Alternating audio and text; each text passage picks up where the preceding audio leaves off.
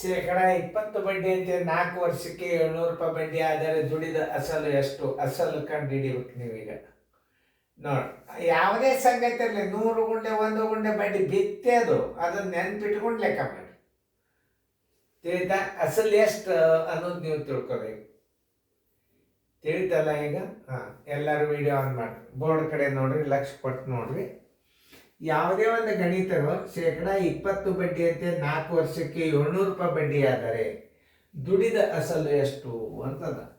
ದರ ಬರೋಬ್ಬರಿ 20%. ಅವಧಿ ಬರೋಬ್ಬರಿ 4 ವರ್ಷ.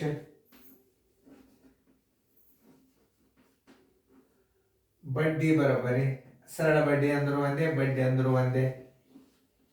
ಬಡ್ಡಿ ಬರೋಬ್ಬರಿ ಎಷ್ಟು? 700 ರೂಪಾಯಿ.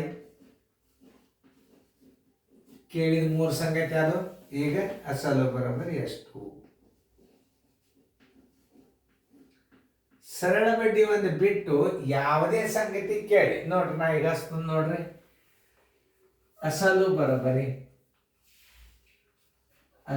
ಬರೋಬ್ಬರಿ 100 ಗುಂಡ್ಲೆ 1 ಗುಂಡ್ಲೆ ಬಡ್ಡಿ ಹಚ್ಚಿದಿಲ್ಲ ನೋಡ್ರಿ. ಯಾಕೆ ನಿಮಗೆ ಬಡ್ಡಿ ಅದು ಸೂತ್ರ ಯಾಕೆ ಬಾಯ್ಪಾಟ್ ಮಾಡೋದು? ಸುಮ್ಮನೆ ಬಾಯ್ಪಾಟ್ ಮಾಡೋ ಅವಶ್ಯಕತೆ ಇಲ್ಲ. 100 ಗುಂಡ್ಲೆ 1 ಗುಂಡ್ಲೆ ಬಡ್ಡಿ ಅಸಲು ಅದ ಅಂದ್ರೆ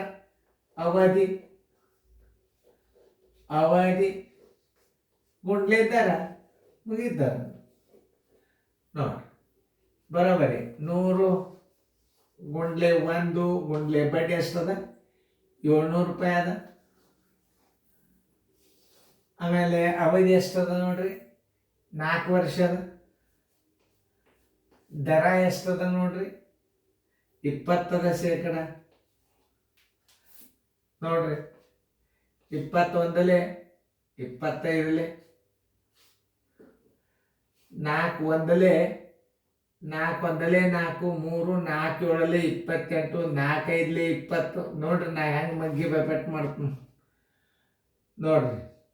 5 5 25 ಎಲ್ಲ ಬಂತು 2. 5 35 36 37 ಎಲ್ಲ ಬಂತು 3. 5 1 5 1 3 8. ಆನ್ಸರ್ ಇಸ್ ಈಕ್ವಲ್ ಟು ಅಸಲು ಬರೋಬ್ಬರಿ 875 ರೂಪಾಯಿ. ಉತ್ತರ ಸಂಖ್ಯೆ ಎಲ್ಲಿದೆ ನೋಡ್ರಿ? 875. ಉತ್ತರ ಸಂಖ್ಯೆ ಸಿ. ಸರಿಯಾಗಿ ನೋಡ್ಕೊಂಡು ಬಿಡ್ರಿ ನೀವು. ಗಣಿತ ಪರ್ಫೆಕ್ಟ್ ಆಗಿ ಬಿಡ್ತೀರಿ. ಮುಂದೆ ಬೇಕಾದಂಥ ಕ್ವಶನ್ ಬರಲಿ ಅದನ್ನು ನೀವು ಬಿಡಿಸ್ತೀರಿ. ಅದನ್ನು ನಾನು ನಿಮಗೆ ಅದನ್ನು ಎಷ್ಟು ಚಂದ ಆಗ್ತದಂದ್ರೆ ಇವು ಮೊದಲು ನೀವು ರಿವಿಷನ್ ಮಾಡಿರಿ. ಇವತ್ತೊಂದು ರಿವಿಷನ್ ಮಾಡೋದ್ರೆ ಮುಂದಿನ ಗಣಿತ ಬರ್ತಾವೆ. ದೊಡ್ಡ ಇರ್ತಾವೆ, ಭಿನ್ನ ರಾಶಿ ಒಳಗೆ ಬರ್ತಾವೆ. ಆಮೇಲೆ ದೊಡ್ಡ ದೊಡ್ಡ ಅಂಕಿಗಳು ಬರ್ತಾವೆ. ಈಗ ಇವೆಲ್ಲ ಸಣ್ಣ ಕೊಟ್ಟೇನೆ, ಯಾಕಂದ್ರೆ ಈಗ ಪ್ರಾರಂಭದಾಗ ಕಲೀಲಿಕ್ಕೆ ಹತ್ತೀರಿ ಅಂದ್ಕೂಲ ಅಷ್ಟು ದೊಡ್ಡ ಕೊಟ್ಟು ಉಪಯೋಗ ಇಲ್ಲ. ನೋಡ್ರಿ, ಚೆಂದಂಗೆ ಬಿಡಿಸ್ಕೊಳ್ರಿ, ನೀಟಾಗಿ ಬಿಡಿಸ್ಕೊಳ್ರಿ. ಮುಂದಿನ ಪ್ರಶ್ನೆ ನೋಡ್ರಿ, ಸರಿಯಾಗಿ ನೋಡಿ ಬಿಡಿಸ್ರಿ.